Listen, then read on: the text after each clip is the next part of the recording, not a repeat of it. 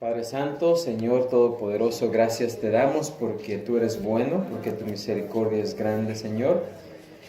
Y en esta tarde hemos leído tu palabra y de este pasaje nos disponemos, Señor, a estudiar en esta tarde. Te rogamos que abras nuestras mentes, nuestros corazones para estar atentos, como nos indica el apóstol Pedro, estemos atentos. Y gracias, Señor, porque nos permites estar aquí nuevamente. Sabemos que estamos aquí porque queremos ser alimentados y edificados en tu palabra, Señor. Así que llénanos, Señor, con tu palabra. Te pedimos esto en el nombre de Cristo Jesús. Amén, Señor. Amén. Amén. Pueden ocupar sus lugares. Así que, no sé, estamos nuevamente en este pasaje donde el apóstol Pedro nos dice, ¿verdad?, que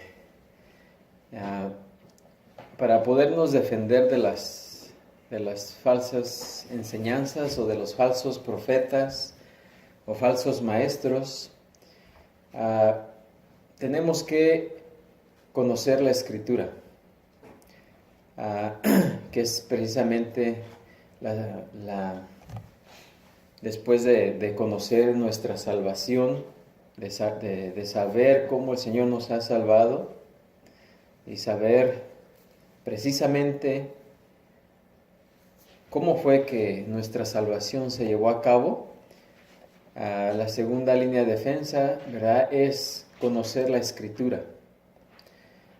Si no conocemos la Escritura, somos presa fácil de los falsos maestros, porque realmente no tenemos argumentos con qué defendernos, ni tampoco tenemos argumentos, ¿verdad?, para deshacer sus argumentos, ¿verdad? Así es de que tenemos que conocer la Escritura, pero más que eso tenemos que tener confianza en la Escritura. ¿Sí? Saber que la Escritura es en verdad la palabra de Dios y creer precisamente eso. ¿Sí? Porque hoy en día hay muchos que atacan la Escritura, la palabra de Dios, de diferentes maneras, negando que aún sea la revelación de Dios, y alegan que porque fue escrita por los hombres y que cómo podemos confiar en algo o en este libro que fue escrito por hombres humanos. Y entonces tenemos que saber cómo defender esos ataques, ¿sí? Ya que muchos se han presentado siempre en todas las edades, en todas las eras, a muchos críticos y detractores. Y por eso debemos estar atentos, debemos conocer precisamente en qué confiamos, en qué estamos confiando. Otra de las cosas que tenemos que conocer es la santificación, ¿verdad? Tenemos que saber qué es nuestra santificación para de esa manera podernos defender de los ataques de los falsos maestros. Así que ahí tenemos 3 líneas de defensa. Una es conocer nuestra salvación. En segundo lugar, Pedro nos habla aquí de conocer la Escritura y más que conocer, tener la certeza y la confianza en ella. Y en tercer lugar, conocer nuestra santificación. Así es de que la semana pasada comenzamos hablando acerca de la palabra, de conocer la palabra, ¿verdad? Y para ello, pues, el apóstol Pedro nos habla precisamente en este pasaje de 2 líneas de verificación. Una la llamamos experiencia sobrenatural, porque es precisamente lo que el apóstol Pedro nos habló en la primera parte, acerca de la experiencia que él tuvo en el Monte Santo, cuando él fue testigo ocular, ¿verdad? Cuando estando ahí junto con Juan y Santiago, pudieron escuchar esa voz del cielo, verificando a nuestro Señor Jesucristo como el Hijo amado, ¿verdad? En el cual Él tiene complacencia. Y Él y los otros apóstoles estaban ahí presentes. Ellos tuvieron esa experiencia. Ellos fueron fueron testigos oculares de lo que aconteció allí en el Monte Santo. También hoy vamos a ver acerca de la revelación sobrenatural. Así que esas dos líneas de verificación, cuando nos pregunten, porque podrían preguntarle a Pedro, ¿y cómo sabes tú que la palabra, que la Escritura es verdaderamente, que viene verdaderamente de Dios, que ha sido inspirada por Dios y que no es de fuente humana? Así que él podía decir, y nosotros también, porque él estuvo presente, él fue uno de los testigos oculares y tuvo esa experiencia sobrenatural. Pero Pedro nos dice que hay una mayor comprobación, ¿verdad? Que es la revelación sobrenatural. El salmista dice, la ley de Jehová, en Salmo 19:7 dice, la ley de Jehová es perfecta, que convierte el alma. El testimonio de Jehová es fiel, que hace sabio al sencillo. Así es de que un arma de defensa en contra de los falsos maestros es la palabra segura de Dios. Dice Pablo en 2 Corintios 10:3, pues aunque andamos en la carne, no militamos según la carne, porque las armas de nuestra milicia no son carnales, sino poderosas en Dios para la destrucción de fortalezas, derribando argumentos y toda altivez que se levanta contra el conocimiento de Dios, y llevando cautivo todo pensamiento a la obediencia a Cristo. ¿Sí? Ese es el resultado de conocer la palabra de Dios, que podemos derribar los argumentos y toda altivez que se levante contra el conocimiento de Dios, y podemos llevar, la palabra de Dios puede llevar cautivo todo pensamiento a la obediencia a Cristo. Así es de que es nuestro deber estudiar, escudriñar la Escritura. Así que después de la experiencia ocular de Pedro, pasamos a la revelación sobrenatural. Y esto se encuentra en los versículos 19 al 21, donde dice Pedro, tenemos también la palabra profética más segura, a la cual hacéis bien en estar atentos como a una antorcha que alumbra en lugar oscuro hasta que el día esclarezca y el lucero de la mañana salga en vuestros corazones. Entendiendo primero esto, que ninguna profecía de la Escritura es de interpretación privada, porque nunca la profecía fue traída por voluntad humana, sino que los santos hombres de Dios hablaron siendo inspirados por el Espíritu Santo. Así que, tan exactos como eran los apóstoles al declarar la verdad, Dios no dependía simplemente de los relatos orales y presenciales de los apóstoles. A través de la agencia del Espíritu Santo, Dios supervisó la grabación de esas experiencias y pensamientos en la revelación inspirada de las Escrituras. Como nos dice Pablo en 2 Timoteo 3:16, dice, toda la Escritura es inspirada por Dios y útil para enseñar, para redarguir, para corregir, para instruir en justicia.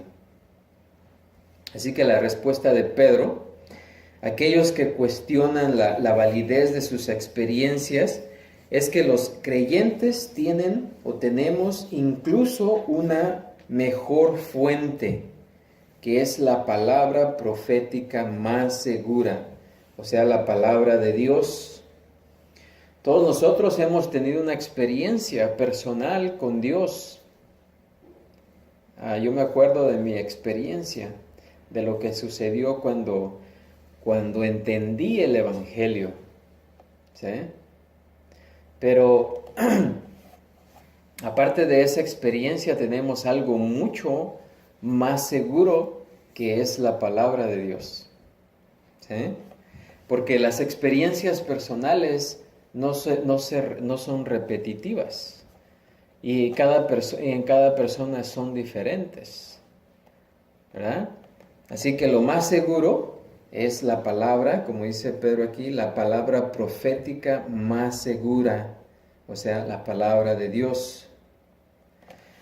Hay algunos comentaristas que sostienen que esta frase, la palabra profética más segura, indica que las experiencias de los apóstoles validaron la Escritura. Y precisamente es una de las cosas que anda por ahí hoy en día, que las experiencias de las personas validan la Escritura, pero no es así. Las experiencias que podamos nosotros tener no validan las Escrituras, porque la validez de las Escrituras es por sí misma, ¿sí? Es por sí misma.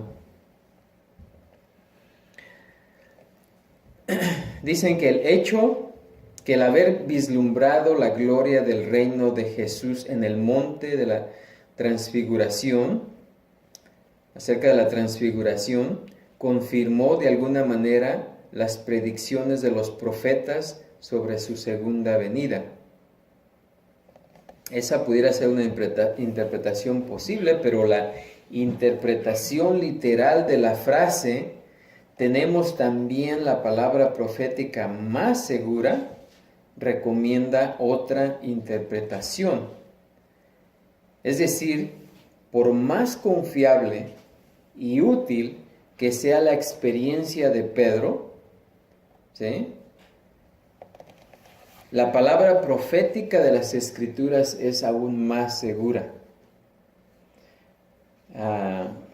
Pablo también tuvo una experiencia. Él cuenta que fue llevado al tercer cielo, pero él no se dedicaba a predicar con esa experiencia, ¿sí? O sea, él no buscaba que todos tuviesen esa experiencia, porque eso no es posible, esto es una experiencia personal. Pero lo que sí es universal para todos es que escuchen el Evangelio, porque es el Evangelio el que trae la limpieza, el Evangelio es el que limpia nuestros pecados, el creer en el Evangelio, ¿verdad? Así que, por eso, por más confiable y útil que sea la experiencia de Pedro, o la nuestra, ¿verdad?, podemos decir, la palabra profética de las Escrituras es aún más segura.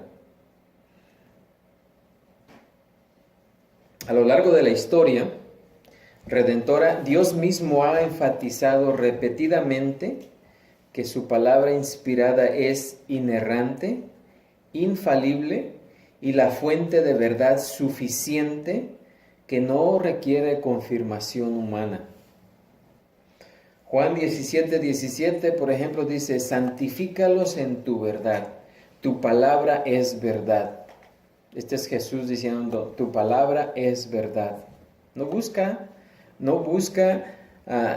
que sea confirmada por ningún humano, simplemente tu palabra es verdad.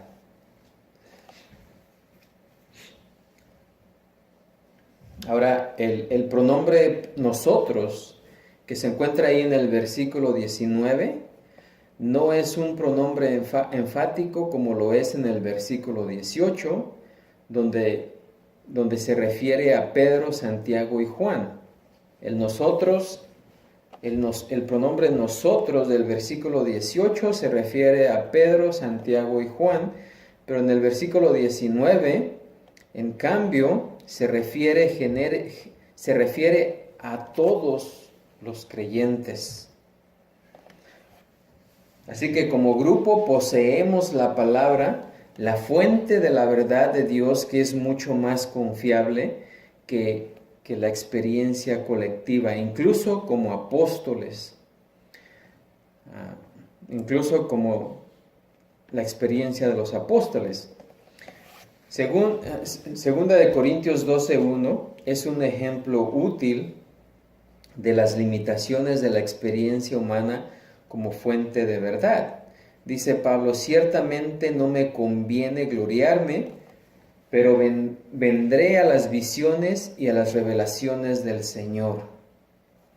El apóstol Pablo aquí deseaba defender su apostolado, pero parece admitir que las visiones y experiencias personales, incluso del cielo, no son útiles, no son tan importantes como las defensas de la verdad de Dios.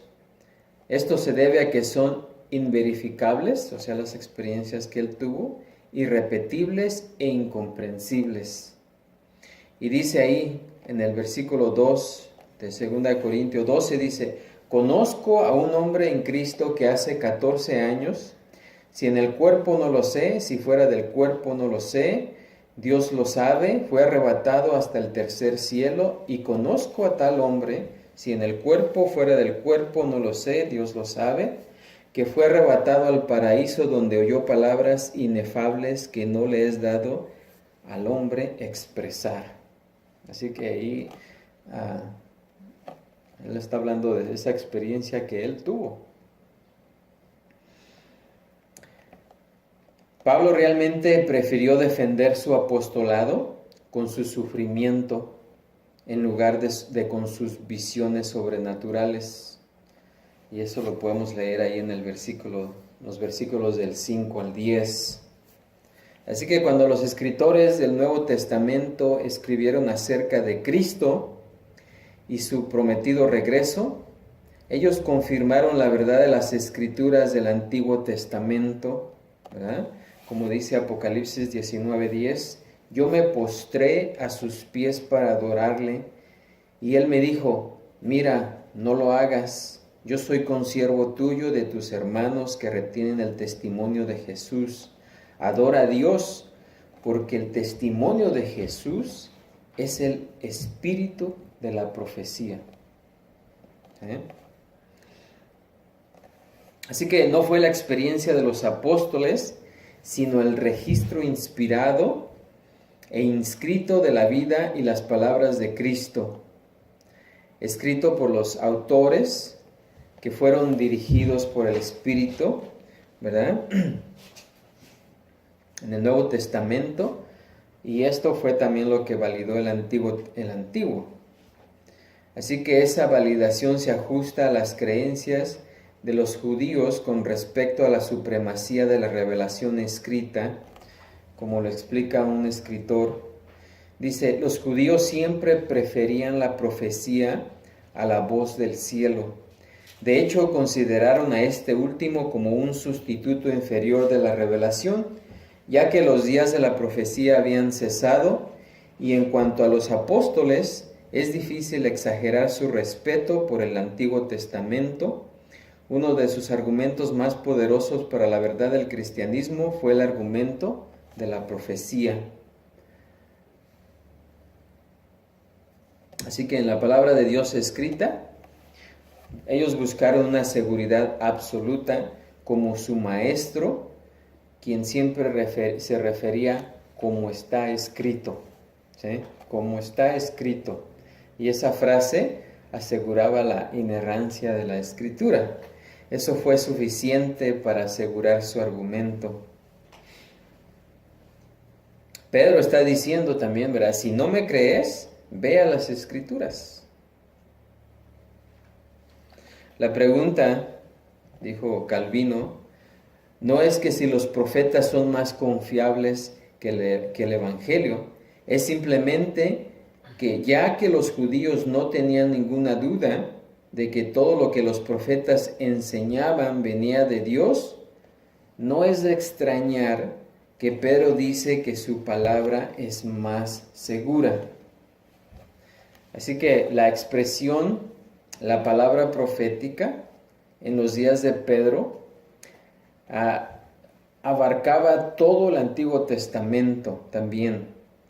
La expresión se extiende más allá de los pasajes de la profecía predictiva para incluir toda la palabra inspirada que en general anticipó la venida del Mesías, como Pablo dejó en claro cuando escribió ahí en Romanos 16:25, diciendo: y al que puede confirmaros según mi evangelio y la predicción de Jesucristo, según la revelación del misterio que se ha mantenido oculto desde tiempos eternos, pero que ha sido manifestado ahora, y que por las escrituras de los profetas, según el mandamiento del Dios eterno, se ha dado a conocer a todas las gentes para que obedezcan a la fe. Al único y sabio Dios sea gloria mediante Jesucristo para siempre. Amén.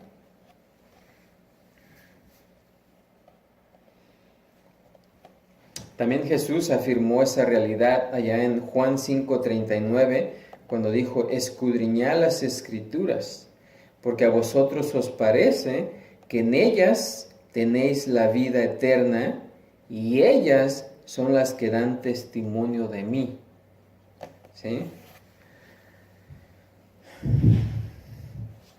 Así que mientras el Señor estaba hablando principalmente de las Escrituras del Antiguo Testamento, las palabras no se limitan a eso. Las Escrituras son escrituras, y lo que es verdadero en el Antiguo Testamento también lo es en las Escrituras del Nuevo Testamento. Y esto lo podemos ver cuando Pedro llama a lo que Pablo escribió como la Escritura. Allá en 2 de Pedro 3:15 dice: y tened entendido que la paciencia de nuestro Señor es para salvación, como también nuestro amado hermano Pablo, según la sabiduría que le ha sido dada, os ha escrito. Casi en todas sus epístolas, hablando en ellas de estas cosas, entre las cuales hay algunas difíciles de entender, las cuales los indoctos e inconstantes tuercen, como también las otras escrituras para su propia perdición. O sea que Pablo está diciendo aquí que lo que escribió Pablo, es tan verdadero como las otras escrituras, refiriéndose al Antiguo Testamento, ¿verdad? Y llamándole lo mismo, ¿verdad? Las escrituras, lo que Pablo escribió. Pedro sigue diciendo que sus lectores, ¿verdad? O que todos, ¿verdad? Todos los que hemos leído esta carta, o los que estamos leyendo esta carta o estudiando esta carta, dice que haríamos bien en estar atentos. ¿Atentos a qué? A la palabra profética. Si vamos a exponer, ¿verdad?, los errores sutiles de los falsos maestros, es imperativo, ¿verdad?, que conozcamos, ¿verdad?, y que prestemos atención a las Escrituras para que así podamos rechazar las falsas enseñanzas. ¿Sí?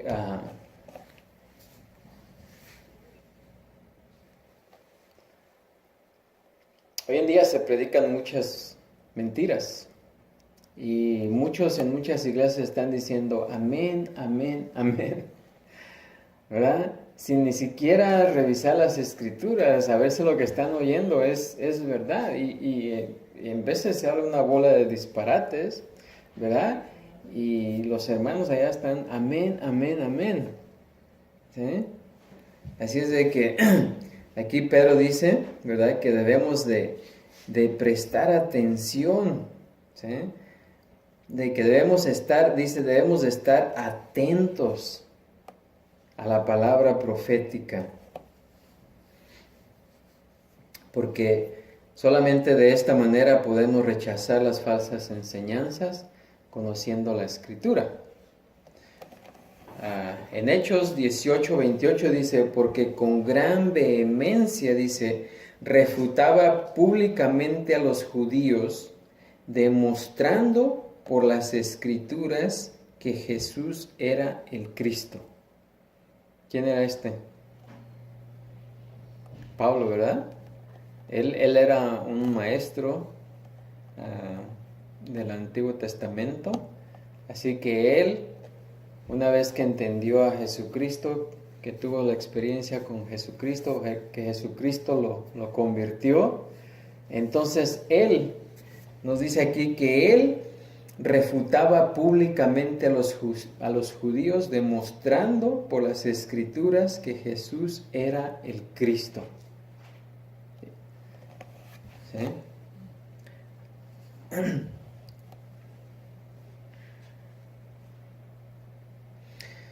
Y Pedro, siguiendo ahí el pasaje, para hacer su punto aún más directo, Pedro ofreció una metáfora simple, comparando la palabra de Dios con una antorcha que alumbra en lugar oscuro.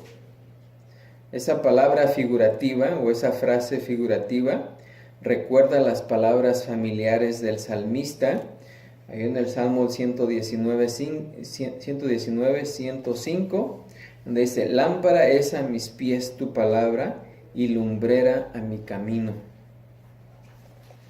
Así que Pedro utilizó esta metáfora, ¿verdad?, comparándola con la palabra de Dios, una antorcha que alumbra en lugar oscuro. Eso es la palabra de Dios, una antorcha que alumbra en lugar oscuro. La oscuridad siendo la ignorancia, ¿verdad? Dice aquí oscuro, su significado proviene de la idea original de esta palabra, que es seco, reseco, sucio o turbio, oscuro y miserable, con la sugerencia de su suciedad moral. Es a lo que se refiere la antorcha que alumbra en un lugar oscuro. Trae luz, ¿verdad? Así que la frase en lugar oscuro abarca la oscuridad del mundo caído, que impide que la gente vea la verdad hasta que la lámpara de la revelación divina brilla. Así es como Pedro compara las Escrituras con una antorcha que proporciona luz a un mundo oscuro y pecaminoso.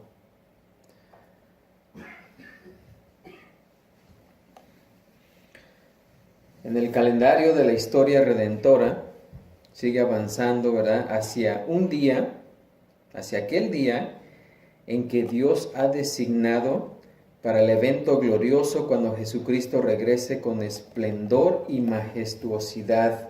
Como dice Mateo 24:30, entonces aparecerá la señal del Hijo del Hombre en el cielo, y entonces lamentarán todas las tribus de la tierra y verán al Hijo del Hombre viniendo sobre las nubes del cielo con poder y gran gloria. Aquí Pedro dice, hasta que el día aclarezca. Hasta que el día aclarezca. Quiere decir que Cristo va a terminar la noche terrenal temporal del pecado y las tinieblas espirituales, y va a regresar en gloria para establecer su reino. Hasta que el día aclarezca. Esto es lo que el apóstol Juan describe en Apocalipsis 19:11, donde dice, entonces vi el cielo abierto, y aquí un caballo blanco, y el que lo montaba se llamaba Fiel y Verdadero, y con justicia juzga y pelea. Sus ojos eran como llama de fuego y había en su cabeza muchas diademas y tenía un nombre escrito que ninguno conocía sino él mismo. Estaba vestido de ropa teñida en sangre y su nombre es el Verbo de Dios. Y los ejércitos celestiales vestidos de lino finísimo, blanco y limpio, le seguían en caballos blancos. De su boca sale una espada aguda para herir con ella a las naciones, y él las regirá con vara de hierro, y él pisa el lagar del vino del furor de la ira del Dios Todopoderoso, y en su vestidura y en su muslo tiene escrito este nombre: Rey de Reyes y Señor de Señores. Así que lo que está diciendo Pedro aquí es que cuando Él aparezca, entonces terminará la noche o la oscuridad del pecado y las tinieblas espirituales. Así que este evento marca el clímax del propósito de la salvación de Dios y su juicio sobre los impíos, como dice Isaías 2:12, porque día de Jehová de los ejércitos vendrá sobre todo soberbio y altivo, sobre todo enaltecido, y será abatido. Luego el apóstol Pedro sigue diciendo ahí, el lucero de la mañana. El lucero de la mañana significa literalmente portadora de luz, que fue el nombre del planeta Venus, que precede al sol de la mañana en el cielo y se usa aquí para Cristo, cuya venida, ¿verdad? Cuando Cristo venga, Él va a inaugurar el reino milenario prometido y el establecimiento de su reino. Así que el lucero de la mañana, con el lucero de la mañana inicia un nuevo día. Y Pedro está usando esa metáfora para decir que cuando aparezca Jesucristo, entonces inicia un día donde ya no va a haber más oscuridad. Ya no va a haber más oscuridad, no va a haber más tinieblas.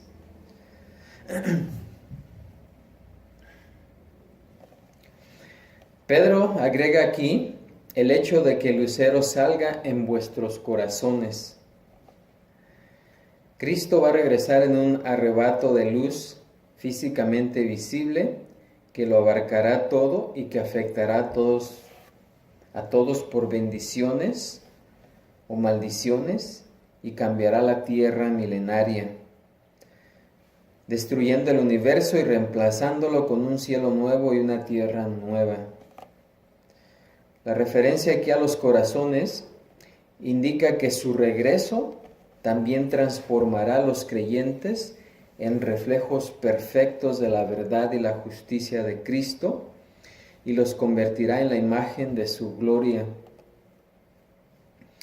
Como dice Pablo en Filipenses 3:20, dice, mas nuestra ciudadanía está en los cielos, de donde también esperamos al Salvador, al Señor Jesucristo, el cual transformará el cuerpo de la humillación nuestra para que sea semejante al cuerpo de la gloria suya, por el poder con el cual puede también sujetar a sí mismo todas las cosas.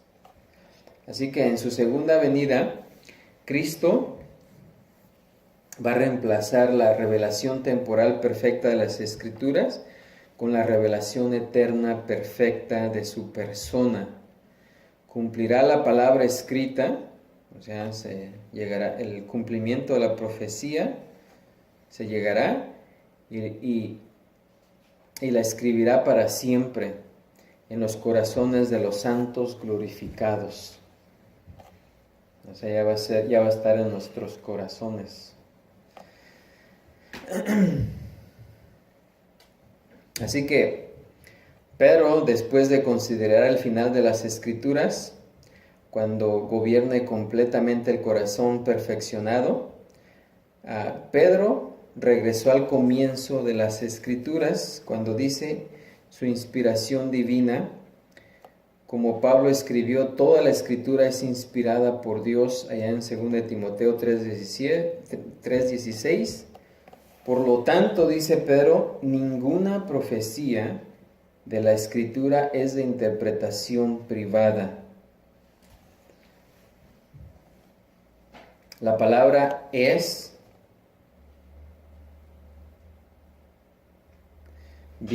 significa viene a ser, se origina o surge.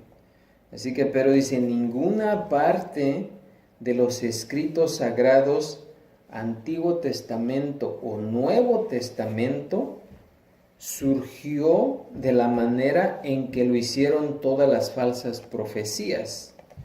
Porque en el pasaje anterior,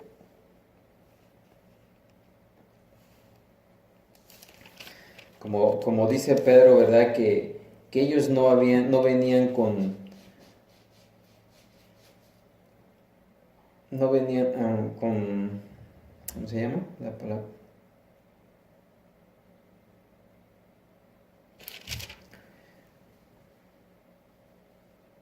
Fábulas artificiosas, que lo que ellos venían predicando no eran fábulas artificiosas, ¿verdad? O sea, cuentos. Que el origen de lo que ellos predicaban no venía de fábulas o de cuentos, ¿verdad?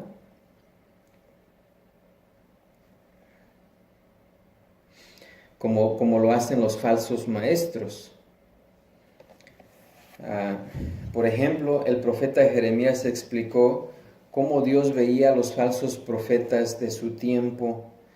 Jeremías 23:16 dice, así ha dicho Jehová de los ejércitos, no escuches las palabras de los profetas que os profetizan, os alimentan con vanas esperanzas. Hablan visión de su propio corazón, no de la boca de Jehová. Dicen atrevidamente a los que me irritan, Jehová dijo, paz tendréis, y a cualquiera que anda tras la obstinación de su corazón, dicen, no vendrá mal sobre vosotros. Porque, ¿quién estuvo en el secreto de Jehová y vio y oyó su palabra? ¿Quién estuvo atento a su palabra y la oyó? He aquí que la tempestad de Jehová saldrá con furor, y la tempestad que está preparada caerá sobre la cabeza de los malos. No se apartará el furor de Jehová hasta que lo haya hecho y hasta que haya cumplido los pensamientos de su corazón. En los postreros días lo entenderéis cumplidamente. No envié yo a aquellos profetas, pero ellos corrían.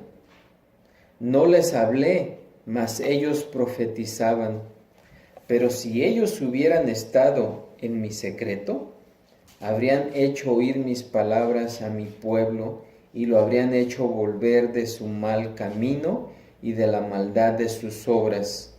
Yo soy Dios de cerca solamente, dice Jehová, y no Dios desde muy lejos. ¿Se ocultará alguno, dice Jehová, en escondrijos que yo no lo vea? ¿No lleno yo, dice Jehová, el cielo y la tierra? Yo he oído lo que aquellos profetas dijeron, profetizando mentira en mi nombre, diciendo, soñé. ¿Sí? Así que, como dijo Jeremías, estos profetas hablaban de sus propias cosas, de sus propias ideas, pero ningún verdadero mensaje de Dios surgió. Fíjense, Pedro dice que ningún mensaje verdadero surgió de una interpretación privada. La palabra ahí, interpretación, cuando hablamos de interpretación, entendemos... ¿qué entendemos?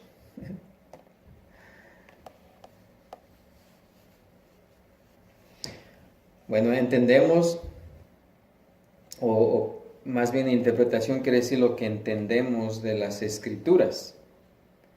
Pero realmente en el griego indica fuente, ¿sí? Y no lo que entendemos de las Escrituras. Hay una traducción donde la Nueva Traducción Viviente dice esto, en ese mismo versículo dice, sobre todo tienen que entender que ninguna profecía de la Escritura jamás surgió de la comprensión personal de los profetas. O sea que ninguna profecía de la Escritura viene de la fuente personal de los profetas. O sea que los profetas no son la fuente de la Escritura. ¿Sí?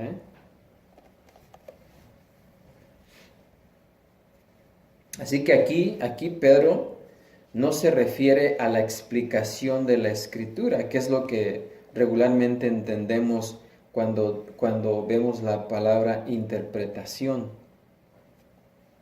sino que Pedro se está refiriendo a su origen, a su fuente.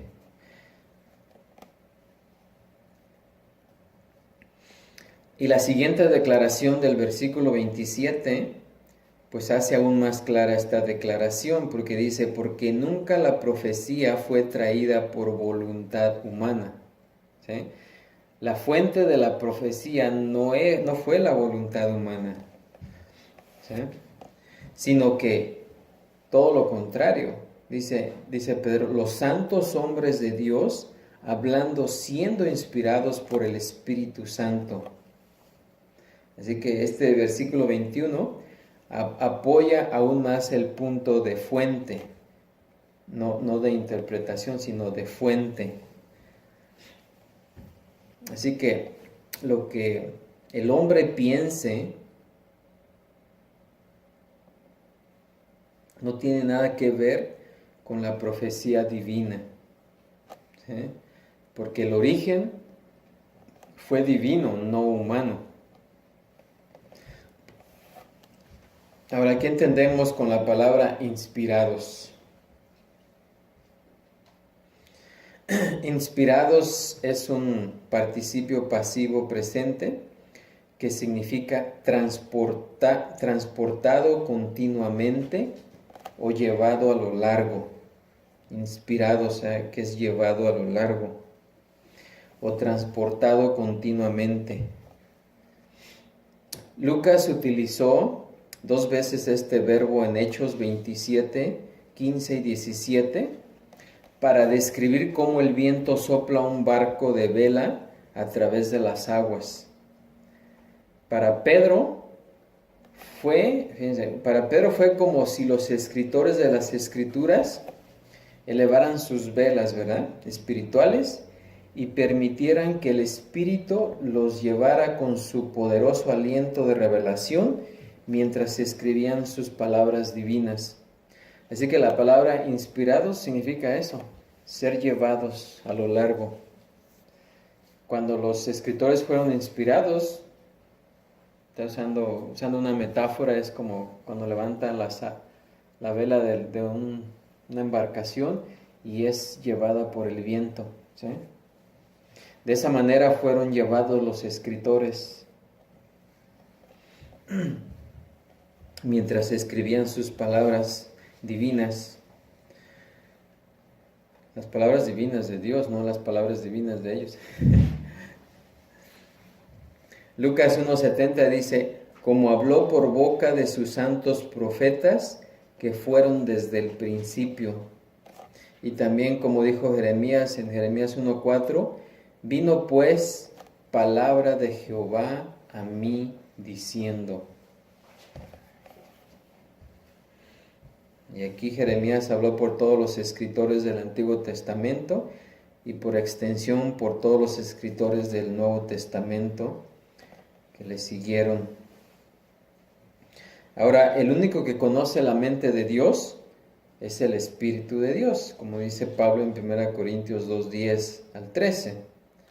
Por lo tanto, solamente Él pudo haber inspirado la Escritura. Ok, entonces, conociendo esto, conociendo y estando seguros como dice Pedro, sabiendo que la Escritura no viene de una fuente o de un origen humano, sino que viene de Dios, entonces podemos hacerle frente a las falsas enseñanzas de los falsos maestros. ¿Sí? Así que si vamos a hacerle frente a esos falsos maestros, debemos buscar conocer, aceptar y obedecer la totalidad de las Escrituras. Incluso como lo hizo el apóstol Pablo cuando testificó en frente del gobernador romano Félix, allá en Hechos 24:14, donde dice: pero esto te confieso, que según el camino que ellos llaman herejía, así sirvo al Dios de mis padres, creyendo todas las cosas que en la ley y en los profetas están escritos. ¿Sí? Todas las cosas, y la frase la ley y los profetas se refiere al Antiguo Testamento, porque estaba formada de la ley y los profetas. La ley de Moisés y luego todos los profetas, que se refiere al Antiguo Testamento, ¿verdad? Así que Pablo defendió su posición, ¿verdad? Diciendo que él creía en todas las cosas que estaban en la Escritura. ¿Sí? Así que si nosotros creemos y confiamos en la Escritura lo que dice, y la conocemos y la podemos manejar, ¿verdad? La podemos utilizar para enfrentar las falsas enseñanzas y a los falsos profetas. Hay una idea que hay entre algunos cristianos, ¿verdad? Que cuando un cristiano está en error y otro quiere corregirlo, le dice: no debemos estar, entre hermanos no debemos estar argumentando, porque Dios es amor y Él no nos manda a estar altercando. ¿Sí? Y ese pensamiento lo usan en defensa para no estar argumentando. ¿Sí? Pero eso no es lo que nos enseña aquí Pedro, ¿verdad? Si sabemos que un hermano tiene unas ideas erradas, ¿qué tenemos que hacer? Por amor a Dios, pues somos hermanos y Dios es amor, no debemos de argumentar. No, ¿qué tenemos que hacer? Confrontar al hermano con su error. ¿Sí? ¿Y cómo lo vamos a hacer? Por medio de las Escrituras. Me decía una persona: pero ¿cómo vamos a saber quién dice la verdad? Porque estaba hablando de la salvación con esta persona y me decía: yo creo en la doctrina arminiana y he escuchado lo que la doctrina calvinista enseña, ¿verdad? Y dice: ¿a quién le vamos a creer? ¿A Calvino o a Armenio? O arminiano, ¿no? Ni a él ni al otro. Lo que tenemos que hacer es ir a la Escritura. O sea, ir a la Escritura y ver quién tiene la razón. Puede que los dos estén equivocados, ¿verdad? Pero bueno, Calvino enseñó de lo que dice la Escritura. Pero tenemos que comparar lo que dice uno y lo que dice el otro, sea quien sea. ¿Sí? Sea quien sea. Y no debemos decir: bueno, pues unos dicen esto y otros dicen aquello. Ok, que digan lo que digan, pero ¿qué es lo que dice la Escritura? Vamos a la Escritura. Para ayudar a alguien a salir del error, no se trata de hablar de nuestras ideas, se trata de ir a las Escrituras. Y por medio de las Escrituras, ver quién está en error. Si un cristiano verdadero, fíjense, si un cristiano verdadero, y si es un cristiano verdadero, y claro que va a buscar la verdad, sin ningún problema va a abrir la Escritura y va a ver, dime. Porque ¿qué caso tiene uno estar engañado? ¿Sí? ¿A alguien le gustaría estar engañado? Claro que no. Si venimos a escuchar la Escritura es para salir fuera del engaño, para conocer la verdad. ¿Sí? ¿Por qué seguir con el error? Si hay algo en nuestro corazón que decimos, que podamos pensar, aquí hay un error, o esto no me parece, o tengo dudas sobre de esto, ¿por qué no buscar? ¿Sí? Escudriñar las Escrituras para ver qué es lo que la Escritura dice. Y lo mejor es haciendo lo que hemos sido enseñados a un lado, ¿sí? Como Jesús le dijo a Nicodemo, tienes que nacer de nuevo. ¿Cómo? Yo ya tengo años estudiando la Escritura y me dices que tengo que olvidarme de todo. Sí, olvidarte de todo y dejar que la Escritura nos hable. Hacer todas las enseñanzas a un lado y dejar simplemente que la Escritura nos hable. Pero esto viene, ¿verdad? Y es la manera que nos vamos a defender del error, creyendo que la Escritura es la verdad, la fuente de verdad acerca de Dios. Y vamos a venir con esa actitud, echando a un lado todo lo que hemos sido enseñados y dejar que la Escritura nos hable. Porque fíjense, el Espíritu de Dios, que es el autor de la Escritura, está con nosotros. Y si nosotros deseamos entender su palabra, ¿ustedes creen que Él se va a decir, no, pues ahí búscale, ahí búscale como tú puedas? No, tenemos al autor de la Escritura en nosotros, el cual es nuestro maestro. Dejemos que Él nos enseñe. ¿Por qué vamos a escuchar a maestros humanos? Aunque también es beneficioso, pero también hay que saber a qué maestros humanos, ¿verdad? Así que dejemos al maestro que está dentro de nosotros enseñarnos lo que está escrito. ¿Amén? Y de esta manera podemos defendernos del error. Así que tenemos que conocer, estar seguros de dónde proviene nuestra salvación, o sea, conocer el Evangelio.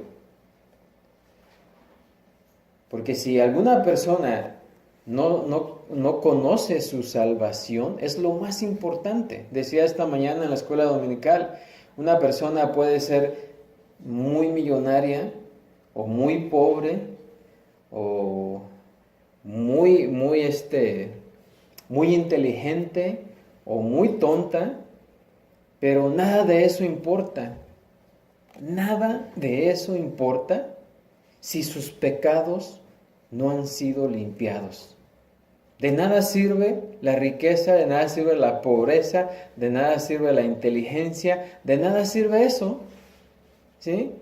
Lo que verdaderamente importa es que nuestros pecados sean limpiados.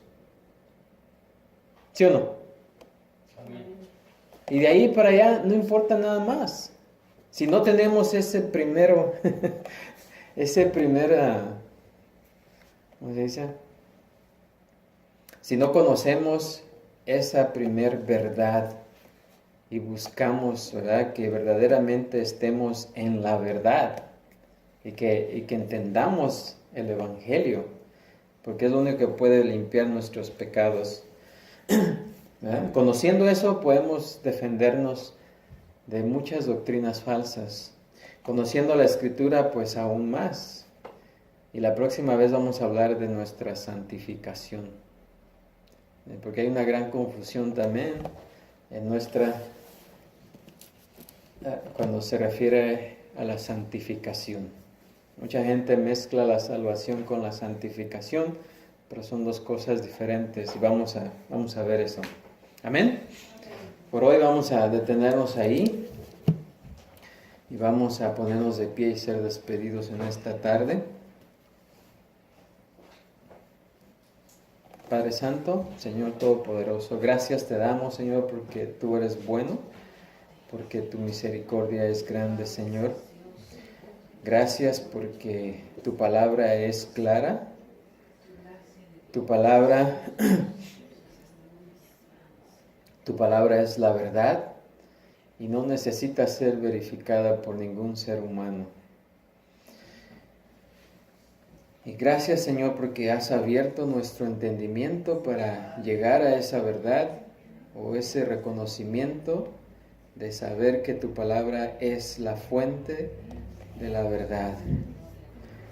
Y que si confiamos en ella, podemos derribar todas nuestras dudas y podemos defendernos de la falsa enseñanza y de los falsos profetas y falsos maestros. Gracias, Señor, por Pedro, ¿verdad? Porque nos ha dado a conocer esto, que es lo que tú le diste a Pedro para que nos diese a conocer, Padre Santo.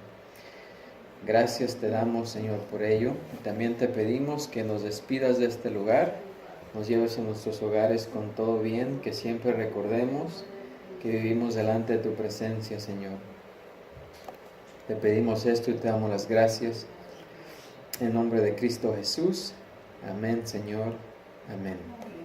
Y así podemos decir todos juntos: la gracia de nuestro Señor Jesucristo sea con todos vosotros. Amén. Dios los bendiga.